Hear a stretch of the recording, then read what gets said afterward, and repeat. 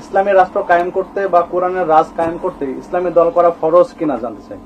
না, দল করা ফরজ না, কোনো দল করা ফরজ না, তবে দাওয়াত দেওয়া ফরজ।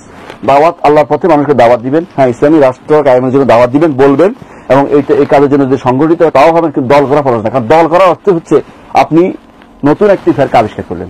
ইসলামে কোনো দলাদলির জায়গা নেই, ইসলাম প্রত্যেকে সমান, প্রত্যেক ইমানদার মাসুল এরা সবাই আছে আমার লোক, আলাদা কোনো দল করা ইসলাম অনুমোদন করে না। এই জন্য যারা আলাদা দল করবে তা ইনহুম তাসিসু দালালা, ইবনে সিরিন বলছেন তারা একটি পথভ্রষ্টতার পথ রচনা করতেছে।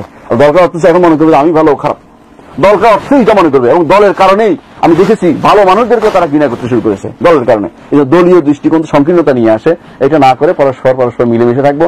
যারা দাওয়াত দেওয়ার জন্য যদি কোনো একত্রিত হয়ে কাজ করতে হয় সেটা করা যাবে, কিন্তু দাওয়াতের কি হতে হবে এটার উপরে নির্ভর করতে পারবে না। পরস্পর ভালোবাসা এবং ঘৃণা এটা নির্ভর করবে না। যখনই ভালোবাসা এবং ঘৃণা এটার সাথে নির্ভর করবে যে আমার সাথে যেহেতু আসে নাই সে খারাপ, তাহলে মনে করবেন যে এই দল জায়েজ না, এই সংগঠন জায়েজ না তখন।